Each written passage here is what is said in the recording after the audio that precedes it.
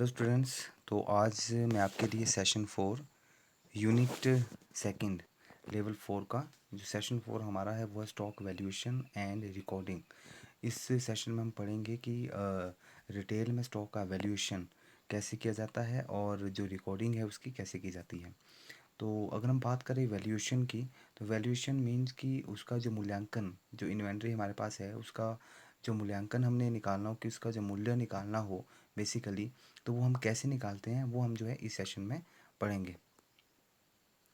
तो inventory valuation in retail, inventory is normally valued at cost. आपको मालूम है कि इन्वेंट्री को जो है एक कॉस्ट, एक उसकी लागत है, उसका एक मूल्य है। ठीक है। The method of valuation of inventory depends on the types of product. तो जो भी हम तरीके बनाते हैं इन्वेंट्री के वैल्यूएशन के लिए, वो डिपेंड करते हैं टाइप्स ऑफ द प्रोडक्ट के ऊपर, कि प्रोडक्ट के प्रकार क्या है, उसके ऊपर डिपेंड करता है कि उसका वैल्यूएशन कैसे निकाला जाएगा। तो there are 3 method for valuation of inventory. Number 1 is FIFO, number second is LIFO and third one is weighted average method. तो वन बाय वन हम इन FIFO and LIFO and weighted average method को one by one इनको discuss करते हैं। तो first in first out FIFO जो method है आपका, अब ये मेथड क्या कहता है, इससे कैसे इन्वेंट्री का वैल्यूएशन किया जाता है। तो this method is used for perishable goods and goods with expiry date. Under this method the closing inventory is value on the basis of the cost of goods purchase later. देखिए पहली बात तो यह है कि पेरिशेबल गुड्स के लिए जो खराब होने की प्रवृत्ति की होती है, यह मेथड, यह विधि उन वस्तुओं के लिए उपयोग की जाती है जिनकी एक्सपायरी डेट होती है। ठीक है। तो इस मेथड में किया गया जाता है, इस मेथड में जो क्लोजिंग इन्वेंट्री हमारे पास बचती है उसका जो वैल्यू है वो निकाला जाता है ऑन द बेसिस, उस जो गुड्स हमने बाद में परचेज की गई होती है उसके आधार पर उनका वैल्यू निकाला जाता है। ठीक है। और जो भी पेरिशेबल गुड्स होती है जैसे फ्रूट्स है, वेजिटेबल्स हैं, फूड आइटम्स हैं, जो ये सभी को पता है कि ख़राब हो जाती है ये। ठीक है। और इसमें क्या होता है कि द गुड्स परचेज फर्स्ट, जो पहले खरीदी जाती है, आर सोल्ड फर्स्ट, उनको बेचा भी पहले जाता है। ठीक है। तो इसी को कहते हैं first in first out. Therefore the unsold goods are valued at the latest price. तो जो भी हमारे पास अनसोल्ड गुड बचेगी, जो अभी इन्वेंट्री रिमेनिंग है, उसकी जो हम वैल्यू निकालेंगे तो जो उसका लेटेस्ट प्राइस में जो हमने खरीदा होगा उससे निकालेंगे। तो जल्दी से इसको एग्जांपल के माध्यम से समझते हैं। और रिटेल स्टोर परचेज, एक रिटेल स्टोर ने 20 केजी एप्पल जो है मंडे को परचेज किए 100 रुपये पर केजी के हिसाब से, और ट्यूसडे को उसने 10 केजी एप्पल्स और परचेज किए प्राइस ₹110 पर केजी के हिसाब से। तो and 22 KG of apples were sold, और 22 केजी उसने जो है बेचे, वो बेचे उसने 125 रुपये केजी के हिसाब से। अब जो वैल्यूएशन ऑफ रिमेनिंग स्टॉक है, मींस कि 30 केजी, 20 प्लस 30 उसने जो ख़रीदा था और माइनस 22 उसने बेच दिया, तो उसके पास बचा 8 केजी। तो 30 में से 22 चला गया, 8 केजी उसके पास जो एप्पल बचे। अब उसकी जो वैल्यू निकालनी है कि उसकी वैल्यू क्या है, तो वो निकलेगी जो बाद में जो उसने 10 केजी खरीदे थे 110 के हिसाब से, तो 110 पर केजी के हिसाब से हम अपना उसकी वैल्यू लगाएंगे 8 केजी की। तो वैल्यू ऑफ इन्वेंट्री यहाँ नीचे बताया है कैसे होता है, equal to unsold unsold goods multiplied by latest price purchase price. तो 8 केजी जो हमारे पास बचा, लेटेस्ट प्राइस हमने खरीदा था, जो बाद में हमने एप्पल्स खरीदे थे ट्यूसडे को 110 के हिसाब से, तो मल्टीप्लाई होगा 880, उसकी हमारे पास वैल्यू निकलती है। ये तो था फर्स्ट मेथड। अब हम सेकंड मेथड की बात करते हैं, last in first out, LIFO method इसको हम कहते हैं। And this method is use for non perishable goods. एक तो ये मेथड जो है नॉन पेरिशेबल गुड्स के लिए यूज होता है, जो ख़राब होने वाली नहीं होती है या जिनकी कोई भी एक्सपायरी नहीं हो इतनी जल्दी। Under this method the goods which are purchase later और सोल्ड फर्स्ट। इसमें क्या होता है कि जो वस्तुएं बाद में खरीदी जाती है ये वो पहले बेची जाती है। ठीक है, ये उल्टा है उसका। The categories of goods which do not have any immediate expiry date, इसमें वो सारी गुड्स, उन श्रेणियों को शामिल किया जाता है जिनकी कोई भी जल्दी एक्सपायरी डेट्स नहीं होती है, एक्सपायरी नहीं होती है। तो वो सारी उसके आधार पर इनको इसमें शामिल उनको किया जाता है। तो इसका एग्जांपल अगर हम देखेंगे तो यहाँ पे बताया गया है कि एक सीमेंट के बैग जब भी कोई रिटेलर परचेज करता है तो द स्टोर वन अबव, उनको अब जो है एक दूसरे के ऊपर रखता है। मान लो पहले उसने 50 बैग खरीदे, फिर उन्होंने रखा, फिर उस दूसरे दिन उसने 20 बैग और खरीदे उसके ऊपर रख दिया। तो at the time of sale, जब मान लो उसने सीमेंट सेल करना हो, तो वो क्या करेगा कि जो ऊपर रखा हुआ है, ठीक है, उसको ही पहले निकालेगा, ना कि जो नीचे 50 बैग रखे थे उसमें से निकालेगा।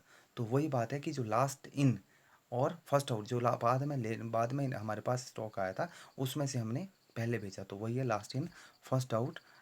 इसलिए इस मेथड को कहा गया है। और under this method the closing inventory is valued on the basis of the cost goods purchase earlier. इसमें भी क्या है कि इन्वेंट्री की अगर वैल्यूशन निकालनी हो तो जो अर्लियर, जो हमने उससे नियर बाय में जो वस्तु खरीदी हो, लेटेस्ट खरीदी हो, ठीक है, उसके उसके आधार पे उसका जो है मूल्यांकन या वैल्यूशन किया जाता है। थर्ड मेथड है वेटेड एवरेज मेथड। तो वेटेड एवरेज मेथड में बेसिकली होता क्या है कि अंडर दिस मेथड जो है वेटेड एवरेज अप्रोच है ये एक, उसमें क्या है कि both inventory and the cost of goods sold are based upon the average cost of all units. इसमें भी एक एवरेज कॉस्ट निकाली जाती है। किस प्रकार से, हम यहाँ पे एक एग्जांपल है इसके माध्यम से समझेंगे। तो यहाँ पे एक कॉरपोरेशन का जून मंथ का एक बताया गया है ट्रांजेक्शन। तो उसमें क्या है कि उनके पास जो बिगिनिंग इन्वेंट्री है एक जून को 150 है क्वांटिटी, और उसमें से सेल हुई 125, फिर परचेज हुई उसी महीने में 200, और फिर सेल हुई 150, फिर परचेज हुई 100। तो एंडिंग इन्वेंट्री जो 30 जून को उनके पास बची वो बची 175। अब आपने 175 जो बची उसकी कॉस्ट निकालनी हो, वैल्यू की क्या है, वैल्यूशन करना हो तो कैसे होगा। यहाँ नीचे देखिए, actual total cost of all inventories dollar में है 116 यहाँ पे है। एंड अगर ब्रैकेट में देखेंगे तो जो बिगिनिंग इन्वेंट्री थी वो $33,000 थी, प्लस $83,000 की जो नई इन्वेंट्री जो 200 और 100 पीसेस खरीदे वो नहीं खरीदी। तो and total units inventories 450, total अगर हम इनको टोटल करेंगे 150 से लेकर 100 तक तो ये हो जाएगा 450। बिगिनिंग कितनी थी फर्स्ट जून को 150, तो नई कितनी परचेज की 300 क्वांटिटी हमने नई परचेज की। तो इसमें क्या होता है कि जो हमारे पास टोटल जो कॉस्ट आई, टोटल एक्चुअल कॉस्ट आई वो जैसे कि डॉलर 116 था, तो माइनस करेंगे 450 जो टोटल यूनिट्स हमारे पास उस महीने की आई, तो माइनस करके सॉरी डिवाइड करेंगे, और डिवाइड करके क्या होगा हमारे पास जो है $257.78 जो आपका कॉस्ट आती है वो आपकी जो रिमेनिंग इन्वेंट्री है वो उसकी पर यूनिट्स की कॉस्ट निकल जाएगी। तो इस प्रकार से इस वेटेड एवरेज मेथड को वैल्यूएशन के लिए, इन्वेंट्री वैल्यूएशन के लिए यूज़ किया जाता है। तो नेक्स्ट जो हमारा टॉपिक है इस सेशन में वो है आपका स्टॉक रिकॉर्डिंग, कि स्टॉक को रिकॉर्ड कैसे किया जाता है। ये भी बहुत इंपॉर्टेंट टॉपिक रहता है। तो इसमें क्या है, देयर आर दो डिफरेंट मेथड इसके लिए रिकॉर्डिंग के लिए यूज़ किए जाते हैं। नंबर वन इज है perpetual inventory system, and second है पीरियोडिक इन्वेंट्री सिस्टम। अब परपेचुअल इन्वेंट्री सिस्टम है क्या, परपेचुअल मीन जो नियमित रूप से किया जाए, ठीक है। और इसमें क्या है कि it updates inventory accounts after each purchase और सेल। इसमें वो सारा रिकॉर्ड एकदम से रखा जाता है जब भी कोई परचेज आप करते हैं या कोई सेल आपकी होती है, जब भी कोई ट्रांजेक्शन हैपन होती है तो वो सारा इसमें अपडेट किया जाता है। Inventory subsidiary ledger is updated after each transaction, हर लेन देन के बाद जो है जो भी आपका लेजर है इन्वेंट्री का उसमें उसको अपडेट करना पड़ता है। And inventory quantities are updated continuously, और वो रेगुलर बेसिस पे यही काम इसमें नियमित रूप से किया जाता है। यह है परपेचुअल इन्वेंट्री में। दूसरा है पीरियोडिक इन्वेंट्री सिस्टम, एक दूसरा स्टॉक रिकॉर्डिंग का एक और एक सिस्टम है वो है पीरियोडिक। पीरियोडिक मीन्स कि इट रिकॉर्ड्स इन्वेंट्री परचेज और सेल इन परचेजेस अकाउंट। एक तो परचेज अकाउंट में परचेज और सेल को डाला जाता है, and purchase account is updated continuously.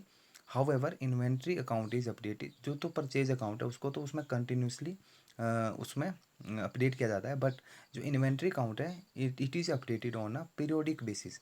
वो पीरियोडिक मीन्स कि कुछ समय के बाद, ठीक है, उसको नियमित रूप से नहीं उसको मेंटेन किया जाता at the end of the each account में। हो सकता है कि मंथ के एंड में किया जा रहा हो, क्वार्टरली किया जा रहा हो अपडेट, तो उसमें उस प्रकार से उसको किया जाता है। And inventory subsidiary ledger is not updated after each purchase और सेल। ना ही उसमें इन्वेंट्री जो सब्सिडरी लेजर है जैसा कि परपेचुअल में होता था उसमें वो हर ट्रांजेक्शन जो है उसमें डालनी पड़ती है, लेकिन उसमें उसको जो है लेजर को is not updated after each purchase और सेल, मतलब जो भी खरीदा या बेचा उस हर एक बार उसको उसमें ऐड नहीं किया जाता है। तो ये इन दोनों में अंतर है, और ये दो प्रकार है स्टॉक रिकॉर्डिंग के। जैसे कि इसमें बताया गया नीचे कि with in retail industry periodic inventory method is used for inventory valuation at the store.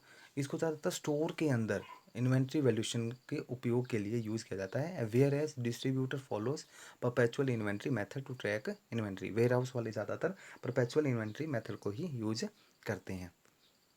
तो नेक्स्ट जो इसमें टॉपिक है वो है आपका बेनिफिट्स ऑफ इन्वेंट्री मेंटेनेंस। ये हमने वैसे पिछले सेशन में भी, थर्ड सेशन में भी इसको हमने पढ़ा है। बताया है आपको। तो चलिए इसको यहाँ पे जल्दी से कवर करते हैं। The retailer gets the following benefits of inventory maintenance. Inventory की अगर हम मेंटेनेंस अच्छे से करते हैं तो हमें उसके लाभ क्या है। नंबर वन है रिड्यूस्ड इन्वेंट्री। रिड्यूस्ड इन्वेंट्री कैसे हुआ, उससे इन्वेंट्री मेंटेनेंस ये कैसे लिंक है। मीन्स कि आज की डेट में जैसे कि आपके पास सप्लायर का बहुत बड़ा रोल रहता है एंड आपकी सप्लाई भी अच्छी एक वे बना है ट्रांसपोर्टेशन के थ्रू। तो आपको क्या है कि अगर सप्लाई आपकी टाइमली है, रूटीन में है, तो आपको जो सेफ्टी बफर स्टॉक रखना पड़ता था ज़्यादा स्टोर में, उसको रखने की ज़रूरत नहीं पड़ेगी, क्योंकि आपके लिए आपकी जो सप्लाई है वो इन टाइम है। तो इसलिए उसको कहते हैं रिड्यूस्ड इन्वेंट्री। अगर हमें इन्वेंट्री की देख रेख अच्छी है, हमारी सप्लाई टाइम पे, हमें ज़्यादा इन्वेंट्री रखने की ज़रूरत नहीं है। तो एक इसका ये लाभ है। दूसरा है reduced stock outs. Stock out means supplier keep track of inventory movement and takes over responsibility of product. एक तो सप्लायर का इस पर ध्यान रहता है कि उसके पास क्या स्टॉक है, क्या आना है। तो उसमें क्या होता है कि अगर कोई भी उसमें जो है उनको ये लगे कि स्टॉक कम हो रहा है, तो वो एकदम से सप्लाईज को ट्रैक कर सकते हैं कि कब सप्लाई पहुंच रहा है, ताकि कस्टमर की सेटिस्फेक्शन, कस्टमर को सेटिस्फाई किया जा सके। तो वो स्टॉक आउट से भी बचाता है, कम होता है। दूसरा है इंक्रीज इन सेल्स। तो ये तो इसका लाभ है ही है कि अगर हम इन्वेंट्री मेंटेनेंस अच्छे से करेंगे, क्योंकि रिटेल का बिजनेस इन्वेंट्री पे डिपेंड है। इन्वेंट्री हमारे पास सक्षम होगी, एडिक्वेट होगी और टाइमली हमारे पास रिसीव होगी और कस्टमर को टाइमली मिलेगी, तो हमारी सेल ऑटोमेटिक हमारी इंक्रीज होगी। तो ये भी इसका लाभ है। देन फोर्थ है benefits detections of damages, breakages and spoilages. अगर हम देखें इन्वेंट्री का प्रॉपर मेंटेनेंस करेंगे, तो inventory allows quick detection of ये डैमेजेस एंड स्पॉइलेजेस। अगर हम इन्वेंट्री को जांचेंगे, देखेंगे, रोजाना उसका ध्यान रखेंगे, तो उसमें क्या डैमेजेस है, क्या ब्रेकेजेस हैं और क्या स्पॉइल्स हैं, क्या नुकसान, कोई ख़राब होने वाली चीज़ है, वो हमें जो है मालूम पड़ जाएगा। तो उससे भी हमें ये बचाता है। देन है रिड्यूसेस क्लरिकल केयरलेसनेस। तो कंप्यूटराइज्ड रिकॉर्डिंग जो इन्वेंट्री की अब होती है, वो उससे क्या है, वो रिड्यूस करती है क्लरिकल एरर को। ठीक है, मैनुअल जो ह्यूमन एरर्स होती है, जो हम अब कंप्यूटराइज सारी रिकॉर्ड करते हैं इन्वेंट्री को और मेंटेन करते हैं, उससे जो हमारी क्लरिकल एरर्स हैं या जो हमारी ह्यूमन एरर्स हैं, वो हमारी यहाँ पे रिड्यूस हो जाती है, कम हो जाती है। तो ये थे बेनिफिट्स ऑफ इन्वेंट्री मेंटेनेंस। तो लास्ट टॉपिक हम इस सेशन का जल्दी से पढ़ते हैं, वो है आपका tips for better inventory management.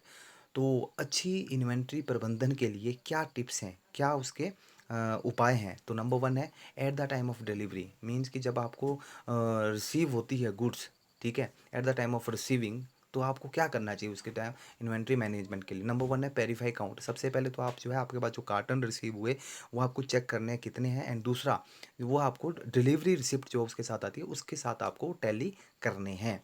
Number second है carefully examine each carton for visible damages. दूसरा आपको जो है ध्यान से वो कार्टन्स को देखने हैं कि इफ डैमेजेस तो नहीं है वहाँ पे, अगर कोई है तो आपको ड्राइवर से वो कॉपी साइन करवानी है।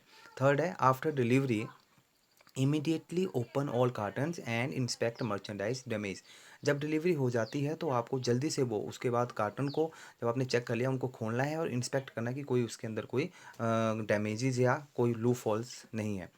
तो ये तो था डिलीवरी के टाइम। दूसरा है टिप्स आपके लिए व्हेन डैमेजेस इज डिस्कवर्ड। मान लो कि कोई डैमेजेस, कोई स्पॉइलेजेस आपको फाइंड आउट हुआ, तो क्या करना है। नंबर एक रिटेन डैमेजेस आइटम्स। एक तो उनको वहीं पे जो रिसीविंग एरिया है at the point of receive area, वहीं पे उनको रखना है, उनसे वहाँ उनको मूव नहीं करना है। दूसरा call carrier to report damage and request inspection. जो सप्लायर आपके हैं जहाँ से आपको स्टॉक आया है, तो उनको आपको इमीडिएटली कॉल करना है और उनसे रिक्वेस्ट करनी है कि आप उसको इंस्पेक्ट कर लें जो भी हमें स्टॉक मिला है। देन है कंफर्म कॉल इन रिटर्न। वैसे ही ज़रूरी नहीं है, लेकिन किस अपने आप को बचाने के लिए ज़रूरी भी है कि जो भी आप कॉल करें वो आपको रिटर्न में उसकी एक बाय मेल आप कर सकते हैं या रिटर्न में एक उनको उसकी कॉपी रख सकते हैं अपने पास। तो उसके बाद है जब कैरियर इंस्पेक्शन होती है, कोई उनकी तरफ से आता है सप्लायर की, वो डैमेज्ड आइटम को इंस्पेक्ट करता है, तो क्या आपको ध्यान रखना है। उसके लिए टिप्स है have all damages item in the receiving area. एक तो आपके रिसीविंग एरिया में सारे डैमेजेस आइटम पड़े होने चाहिए, वहाँ से वो मूव नहीं होने चाहिए। दूसरा है after inspector prepare damage report carefully read before signing. जो भी उसने इंस्पेक्ट किया कि क्या उसमें डैमेजेस थे, क्या उसमें खराबी है, तो वो जो रिपोर्ट बनेगी उसको एकदम से साइन नहीं करना, उसको रीड कर लेना है, फिर उसको साइन करना है। ठीक है। एंड उसके बाद है आफ्टर इंस्पेक्शन। तो आफ्टर इंस्पेक्शन के लिए क्या आपको टिप्स है इन्वेंट्री मैनेजमेंट में, वो है आपके पास कीप डैमेज्ड मटेरियल्स। एक तो आपको जो डैमेज्ड मटेरियल है वो आपको डिस्पोज नहीं करना, उसको इधर उधर कहीं पे भी नहीं करना without permission by the supplier है, जिसका वो जिससे सामान है उसके विदाउट परमिशन आपको उसको डिस्पोज नहीं करना, उसको रखना है कहीं पे भी एक स्थान पे। एंड दूसरा है इसमें do not return damaged items without return authorization from supplier. और कोई भी आइटम आपको डैमेज्ड आइटम को रिटर्न नहीं करना। रिटर्न तभी करना है जब आपको उन सप्लायर से उन उस कैरियर से आपको ऑथोराइजेशन लेटर आए कि हाँ वो जो डैमेज्ड आइटम आई थी जो इंस्पेक्ट की थी हमारे इंस्पेक्टर ने, उसको आप भेजो वापस, तभी आपको वो भेजनी है। तो ये हमारा था सेशन 4 यूनिट सेकंड लेवल 4 का। और आई होप कि इन वीडियोस के माध्यम से कहीं हद तक आप इन चैप्टर को इन सेशन को समझ पा रहे होंगे, इनके टॉपिक को अच्छे से समझ पा रहे होंगे। तो थैंक यू। आप लाइक करें, सब्सक्राइब करें हमारे चैनल को और बेल आइकन दबाएं ताकि आपको नेक्स्ट नोटिफिकेशन जल्दी से मिल जाए। Thank you.